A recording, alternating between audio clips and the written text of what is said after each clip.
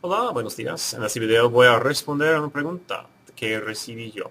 So every now and then I get questions from some of my subscribers or viewers, and they ask me questions, random things like about studying or how to learn things, or sometimes they ask questions about me, and this time that's what it was. So I'm going to go ahead and put the question on the screen, read it to you. It's in Spanish, and then I'll translate it for you, and then I'll come back and answer it. So here's the question.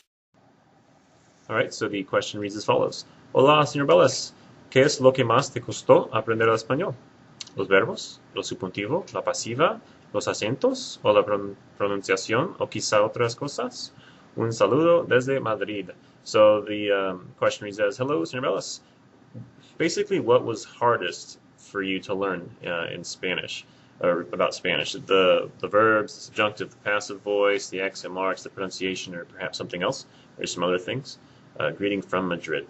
And before I answer the question, I just want to point out something that reasons why I like getting questions from you guys. The first thing is that this first question right here, if you first were to read it, you'd be like, I don't understand this question at all because you use the verb costar, which means to cost most of the time, to ask me the question about what was most difficult when learning Spanish. So it's just kind of cool to learn that or see how verbs can be used differently in different parts of the world. Obviously, this person is in Spain since they're from Madrid. And I just thought it's cool just to see how things are used differently. And then another thing too is that this quizá right here, quizá is basically equivalent to quizás. So you can write the word perhaps with an S or without it. And both of them have the accent mark over the A, but it's just kind of fun to see that how language changes depending on where you're from. All right, so here comes my answer to the question. So an answer to this question, I had to think about it for a little while. I got the question on a Friday, and I thought I'd just wait, and I'd answer it on Monday, which is today. And I had to think about it for a little bit. So I responded kind of as follows. Initially, the hardest part was just remembering, memorizing, learning all of the different ways that you can conjugate a verb. In your first language, when you learn your initial language, it just comes naturally to you. You just learn it, and it's there. It's done. You might not necessarily know what a certain grammar concept is called, but you know how to use it because it's your first language. Having to learn it as a second language makes it that much more difficult because you have to also learn about your own language in the process of doing so.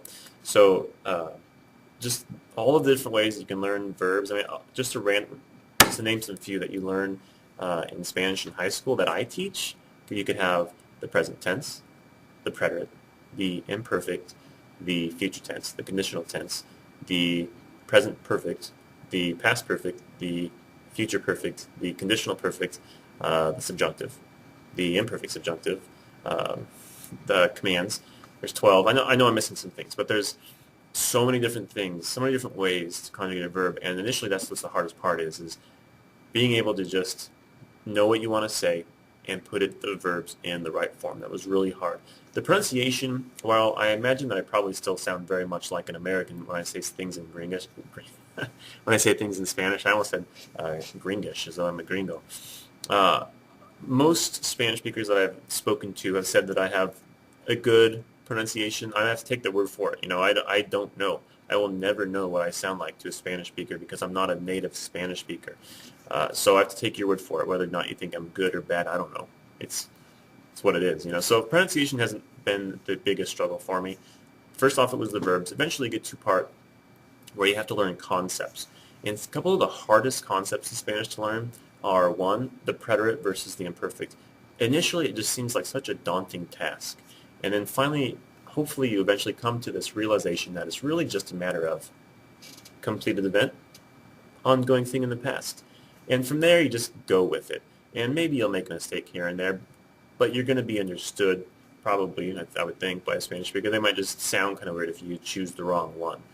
And then probably the most daunting grammatical thing to learn in Spanish is the subjunctive. While we do have it in English, it's not something that you learn. I mean, the word subjunctive, I never heard that word until I think probably my third year of Spanish in high school. You don't learn what the subjunctive is in English class if you're an English speaker. You don't ever hear that word.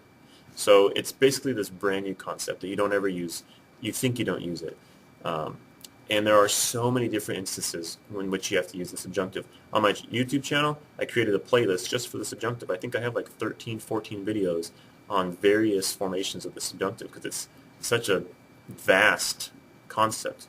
and it takes a long time to learn it. I guarantee you there are still times when I say things to a Spanish speaker, and it probably should be in the subjunctive, but I forget, or I doubt myself, and I use the indicative when I should have used the subjunctive. So that's hard.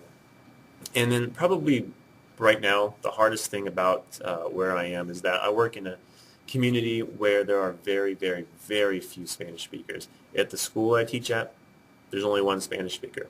Looking at them. There are other ones in my school district, but since the schools they're pretty spread out. Like the nearest school in my school district is 20 plus miles away from me, so it's not like we get together a lot and talk.